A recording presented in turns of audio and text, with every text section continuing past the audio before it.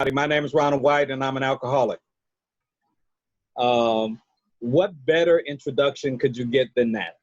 Teresa, thank you. The pressure is truly on. Okay. You know something?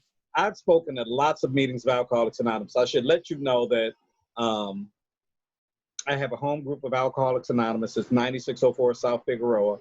My home group that I truly call my home book now is the Never Too Early Big Book Workshop, which meets every Sunday morning.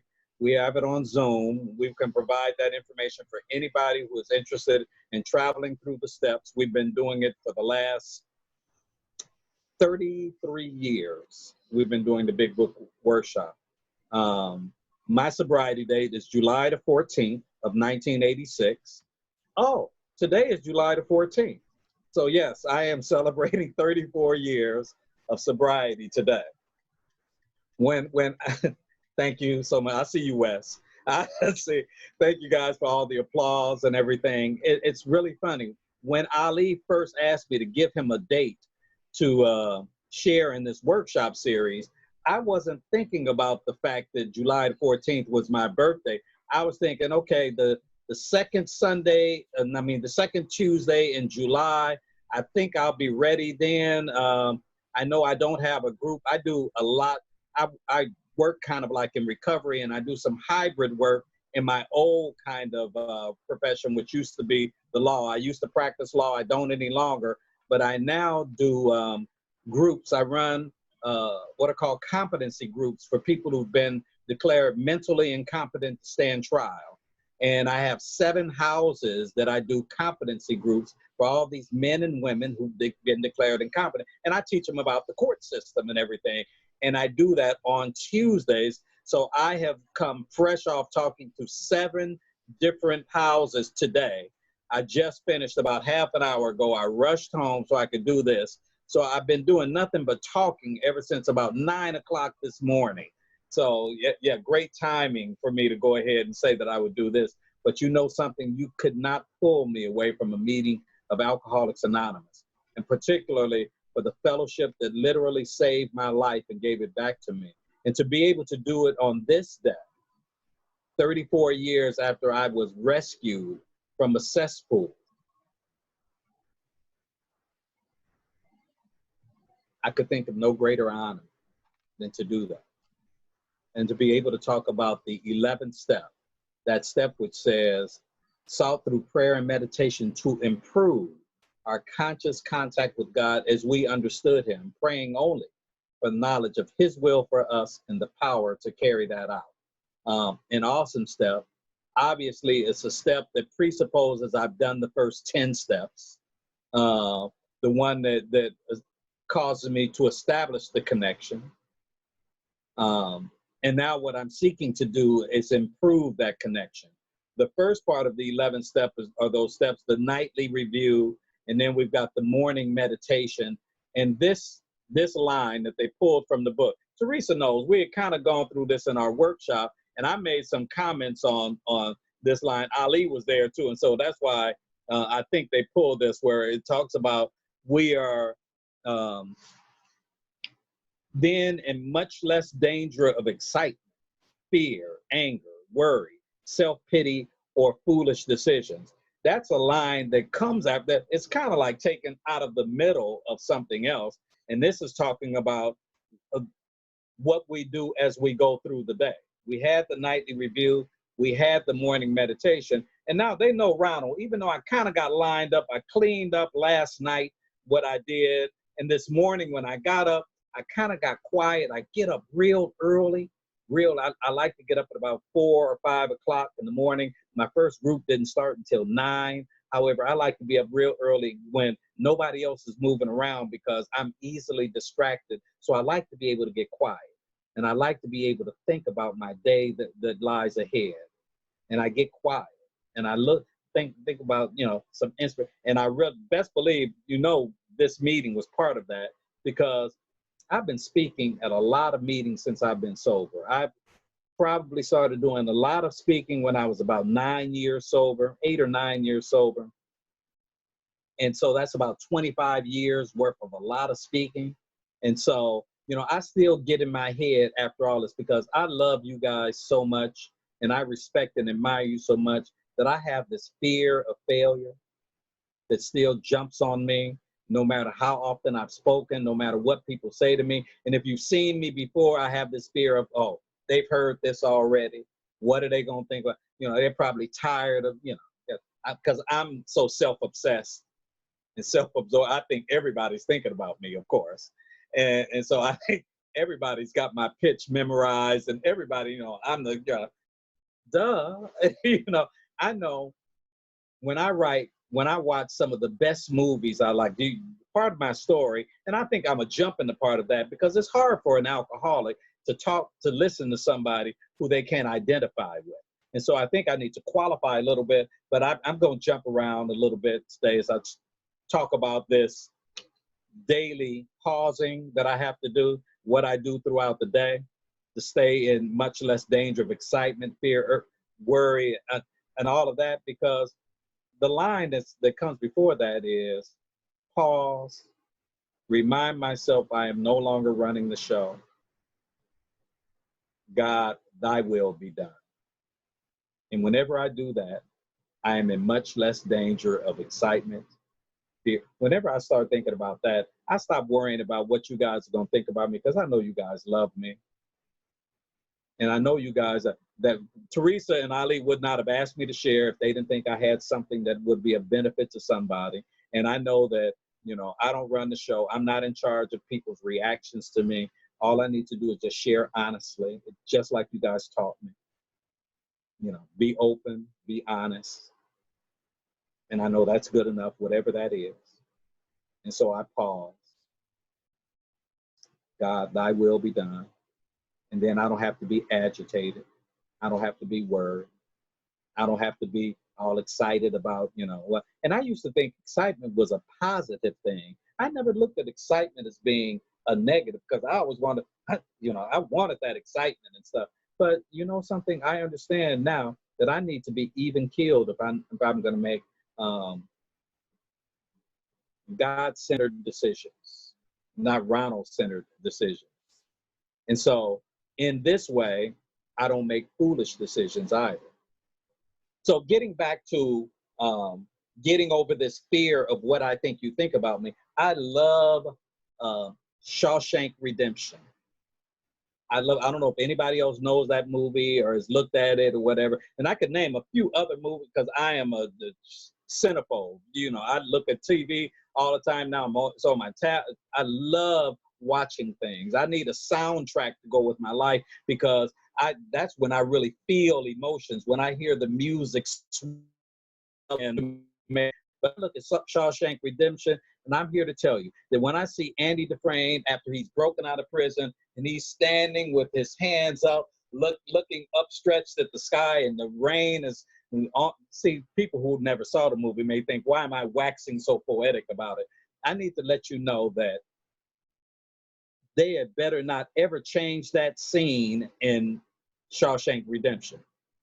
They had better not ever change that scene of Morgan Freeman riding the bus to go meet his friend Andy, and him talking about the wind is on his face and because you see, those are the things I tune in for to see, because that's why I love it. So I understand that my story is my story, you know, and I can't change it to make it any particularly more sexy. And if somebody really likes it, they want to hear that part about me getting my ass whooped in front of my mother on July the 13th of 1986. And my mother stepping on the porch and not doing anything to try to stop that beating that I was receiving. And knowing that at that moment, 34 years ago, less a day, quicksand stretched all around me. And see, so I understand, man, that I need to pause, know that I'm no longer running the show, and say, God, thy will be done.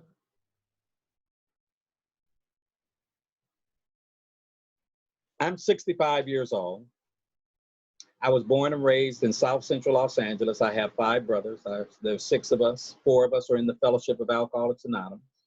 We didn't grow up believing we were going to ever be members of Alcoholics Anonymous. We were pretty much squares. We were church boys. My mother made sure we were in church. My daddy was a bit of a drunk, but my mother was the one who ran the house. She put my father out when I was about 9 years old, and we were raised on the straight and narrow. My mother made sure that we were well educated, that we stayed in the books. We were bookworms. We loved to read. I loved to fantasize, and I lived in my head all the time as I grew up. You would not be able to tell the loneliness that I felt in that house full of boys with my brothers, my best friends. But even as I was among them, I felt less than them. Ralph seemed so much more athletic than me. Reggie, who was below me, he could throw a baseball better than me and play better than me. Now, I thought they made me always play right field, or I played second. I always played where the guys really wasn't going to hit the ball very much. They would stick me, and nobody ever said anything bad about me, but it was enough that I felt it in my head, and I always felt too short and too dark and too whatever it might be. I had the ism of alcoholism, that state described by Dr. Silkworth in our doctor's opinion, that ism, that soul sickness. See, I know by the time we get to step 11, I understand now why it is so very important for me to improve my conscious contact with God as we understood him, because I knew that prior to my even drinking, I had this malady of my spirit. I had this cavern, this hole, this chasm inside of me that I've always tried to fill with something, with books, because when I read, I escaped from who and where and what I was in my head. It later progressed to television, to playing superhero, putting on a towel that was a cape because I wanted to be like those guys in the comic books. And I've always tried to be transformed to someone or something else. That's the story of my life. And so I've always gone through life seeking excitement, even though I wasn't seeking fear. These things that line said we were being much less danger of excitement, fear. I'm always been fearful, always full of fear, always not believing that I measured up, always afraid of who's going to find out. And you need to know this about me. I'm not only feel like I'm less than, I also feel like I'm better than. You see, I always feel like I deserve something more than what I'm getting. And I'm all of not getting that. So I believe I'm not going to get what I deserve, and I think I'm going to lose what I have. Story of my life, full of fear, self-pity. Ooh, golly, they have me throughout the big book of Alcoholics Anonymous. Because by the time we get to step 11, we've had to do some other steps before that. So find me in step 3. Find me in the part of the book that says selfishness, self-centeredness, that we think is the root of our troubles. Driven by 100 forms of, and they got me, self-delusion, self-pity, self-seeking, right? Fear. You might as well illustrate Ronald White right there in the book, because those are the things that I have always been driven by that separated me from the spiritual solution. My mother has always tried to feed me by taking us to church. That fulfillment that she was always able to get. These clamors within me, these worldly clamors within me, that made me not be able to either continue to try to improve the contact that I'd made with the power early on, because I would be in church and I'd be sitting in. See, I always hate sharing the meetings because it makes me tell stuff about myself that I'm not particularly proud of, except that here it goes. I would be sitting on the pew. We were Baptists, and we would have these pews, and I'd be sitting there and the preacher be throwing down, he'd be preaching, and there's this little girl that I liked that would be sitting with her mom right next to me, and she would be wearing, how the girls had to wear stockings back in those days, this was back in the 60s and stuff, and then she had these little silk stockings, And she would, I don't know if she would cross her legs or she would move it, and I would hear the sound of that silk. See, Wes, you hear what I y'all, please don't think I'm a pervert or anything like that. But when I heard that sound, I couldn't even hear what the preacher was talking about. And the worldly clamors within me, and I knew, man, I was going to hell. I knew that this sinful thinking, because my thoughts were so impure. And I just knew, man, this wasn't normal. I knew, why, how could you be sitting in the house of the Lord and thinking these carnal thoughts? And I knew then I started to separate. And there were other things that happened along the way that caused me to separate. And I yearned to be cool so bad. I didn't want to be this square in church and stuff, quoting scriptures, being able to tell you the Bible, the chapters in the Bible backwards and forwards. I don't know what utility that was to know how to say them backwards, but we knew how to do all that kind of stuff. And I was lost.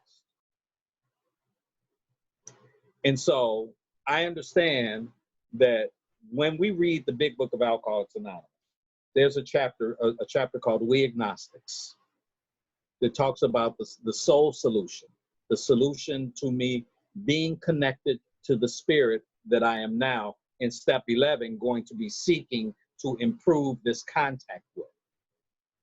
And you guys taught me how to meet that spirit. Step 2.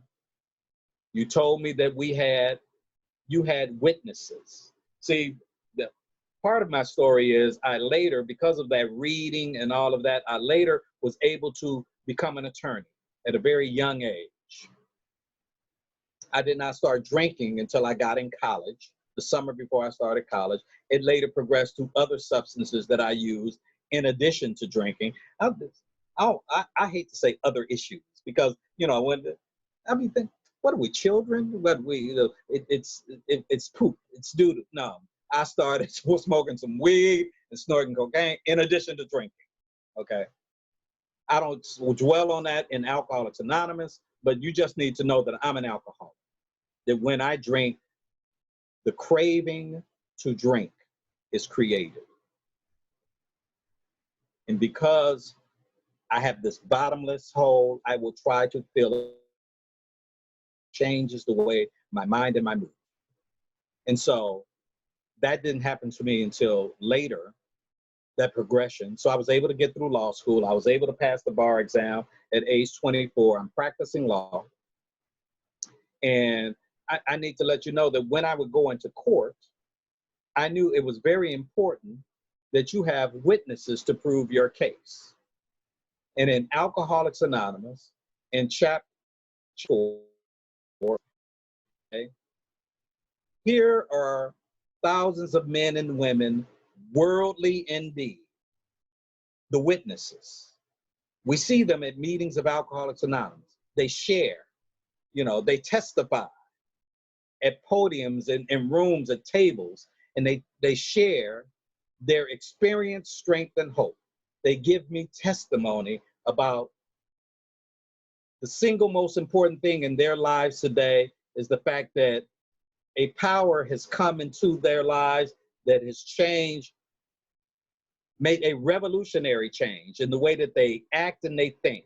And that interested me because in order for you to convince me, I need to know that there's somebody that I can relate to, that I can identify with, who can testify about the power in Alcoholics Anonymous. And so when I heard that, it interested me and it made me want to find out what is that about. And that's what brought me to step 3. And when I read about that selfishness and self-centeredness and about, invariably I find that there are decisions I made based on self that later placed me in a position to be hurt, I identified with it. And the big book of Alcoholics Anonymous came alive for me in the manner in which it described my illness. And not only that, my solution, the solution that you had found. So I wanted that. You told me I needed to do some other things. I needed to uncover, discover, and discard some nasty truths about myself. And so I did that. I wrote an inventory. not just about my resentments, but also about my fears, and also about my conduct in sexual relationships. And I found out a lot of things that I were defective in my character, step 6. And I prayed and I asked God to remove those things, step 7, because I don't have the power to change me myself. And they said, in order for me to get out of the way and have God effect that change, Ronald, we think you need to go about making amends to people. Make a list of the people you've harmed, step 8. And so in step 9, I started sitting down with my mother. Hard amends. My mother told me that she didn't want the money that I was offering to her. And at first I was thinking, phew. But thank God I had some good men and women in Alcoholics Anonymous to tell me, don't let yourself off the hook, Ronald. And I told mother in a language she understood, I said, Mama, I need to do this. I need for you to take this money because I'm trying to get a closer relationship with God. And she understood that. And she said, okay. And so she took the money. And every month I came to pay her that money. I had unintended consequences that I hadn't thought about when paying that money. Every time I saw my mother, I saw the look in her eyes of a returned son.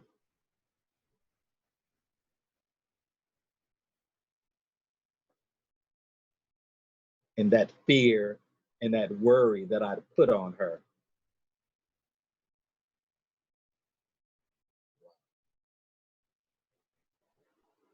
About a year ago, I've been married 29 years. And I've had some rocks, some ups and downs in my marriage, some conduct I'm not proud of, some things that I need to make amends to my wife. But it's so funny how you can live with somebody all this time, and we met while I was sober. And so for some reason, she wasn't on my list. And she heard me talking to a sponsee one night. I'm laying in the bed on the phone with a sponsee talking about his amends. And she leaned over to me at the end of that conversation. So, when are you going to do that with me? I said, I wanted to. That's not how the program works. You don't ask for an. A couple of months later, after talking with and sharing with one of my friends in Alcoholics Anonymous about what I needed for that amends to be and how to do it, and the main thing she said is, before you do that amends, Ronald, you need to pray with your wife. And when I made the appointment and we went to a park, and I asked my wife, can we hold hands and pray before I do this?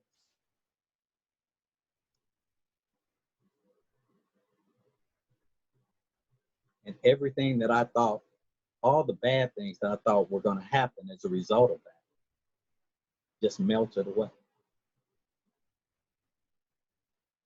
And there is power in prayer. And in step 10, it says, for by now sanity will have returned.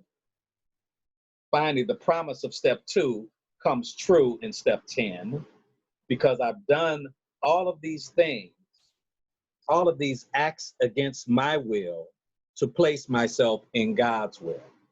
All of these things that seem so arbitrary that I didn't think could be connected with this, these chores you guys had me doing, this writing and this sharing and these and all this stuff. And now I have become a changed man as a result of that. And they say, Ronald, that's not good enough. You need to continue to seek through prayer and meditation to improve your conscious contact, my awakened contact with this power. And so I start doing it through all of these different ways in the book. I really love this part that they assigned to me today, because Teresa, I don't know if it was T or if it was Ali that picked this out for me. However, the book says at the bottom of page 87, as we go through the day, we pause when agitated or doubtful and ask for the right thought or action. We constantly, I love that word, constantly. We constantly remind ourselves we are no longer running the show. Humbly saying to ourselves, why would they put this in? Many times, humbly saying to ourselves, many a times each day, thy will be done, because they know Ronald White. They know me. They know I need to pause many times during the course of the day. Not just when agitated or not. I need to just look, God, Ronald, you're no longer running the show. God, thy will be done. And then I go about the day. I go about God's business. Because then I know it's no longer Ronald's business. This is God's business. I have the opportunity to share and talk to people every day, man, who have an impact on my life. The one thing, if there's nothing else that I've learned, my helping you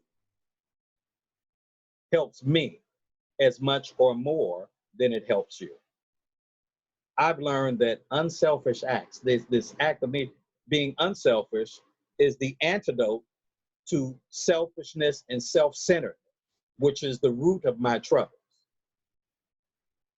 I know I am driven by those 100 forms of fear and self-pity and if you don't get me out of the way, I was an attorney for from 1979 is when I passed the bar.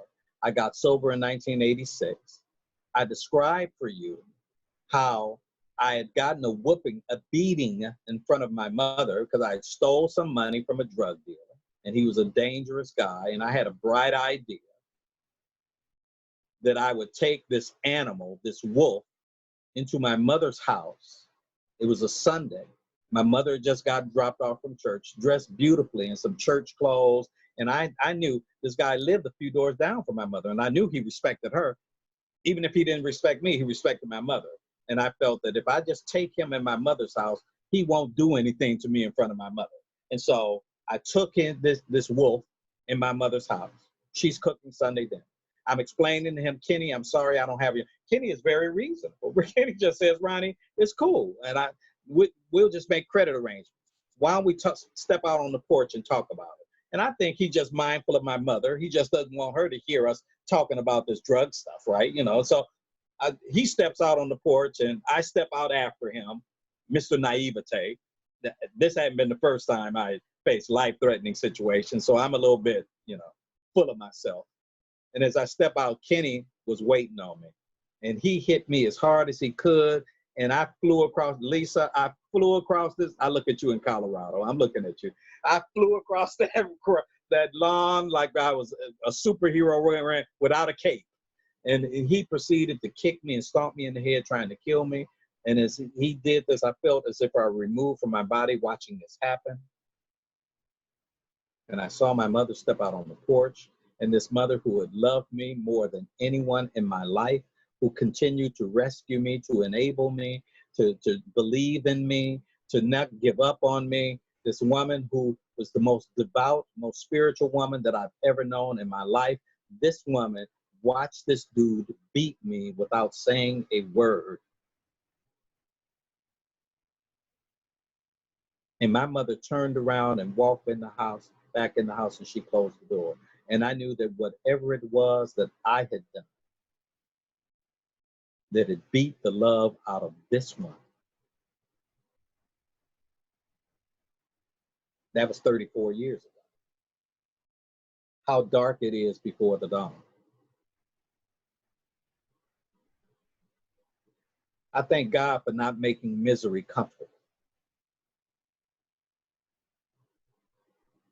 The next day is when I checked into the Harbor Light Center, a place run by the Salvation Army, but I didn't check in.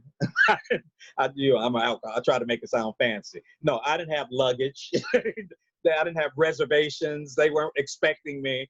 No, I was dropped off by my oldest brother, Will, more dead than alive, a broken man.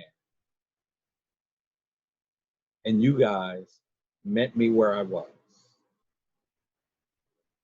And you hugged me, and you loved me, and you nursed me back to health. I will be forever grateful for that. How could I not seek through prayer and meditation to improve my conscious contact with that power? That power that has given me so much. And best believe, it has not all been peaches and cream while I've been sober. I've had some tough times. I wanted to commit suicide 5 years ago because I lost my law license. I was disbarred. I represented someone and I didn't watch his actions and activities as was my duty. And he did something illegal. And because I wasn't watching him, I lost my license. And I wanted to kill myself out of ego, out of pride, of what I thought you would think about me. How could I not think that you would love me anyway, in spite of that? I talked with a member of Alcoholics Anonymous a few days after that. It was either Kent Coleman or Steve Lee. I was at a convention in Nashville. Ralph and I went there to do a workshop, and I didn't know how I was going to do it. And then I thought I wasn't going to tell nobody about that disbarment. I'm just going to kind of breeze through this, but you know how y'all got us. You make us truth tellers if we're gonna talk. So I'm sitting at breakfast with them, and I'm sharing with them what had happened, and I'm saying, who would ever want me to? I'm a failure in Alcoholics Anonymous. My shining beacon has been this. I got my law license back. I've been able to help people. I'm doing this, that, and the ego, right? And I'm sharing with them how I wanted to kill myself. And man, I've got to stop speaking. Nobody's going to want to ask me again to speak. And one of them said, Ronnie, are you kidding me? And they shared their experiences. And one of them had gone through, I think, a bankruptcy, and one through a failed relationship in the fellowship. And they talked about how they walked through that. My brother Ralph had done something similar, walked through some financial problems and stuff right in front of me. See, and I'm so self-absorbed and so full of self, I can't see that until you share with me your experience. And one of them finally said, Ronnie, are you kidding me? Don't you know in Alcoholics Anonymous, and you guys excuse the language, but somebody said, don't you know in Alcoholics Anonymous, the more you fuck up your life, the more we want to hear your story.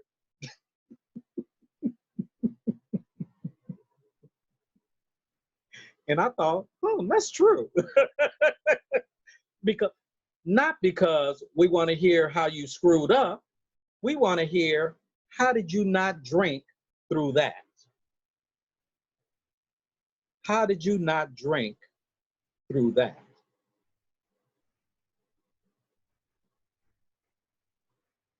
And I know that there is a power. I know that on a daily basis, I need to pause continually and say, I am no longer running the show. God, thy will be done. I have some of my old attorney friends who talk to me now, and they look at me and they say, Ronald, you look so much more relaxed. You look so much more happy. I wish I had what you had.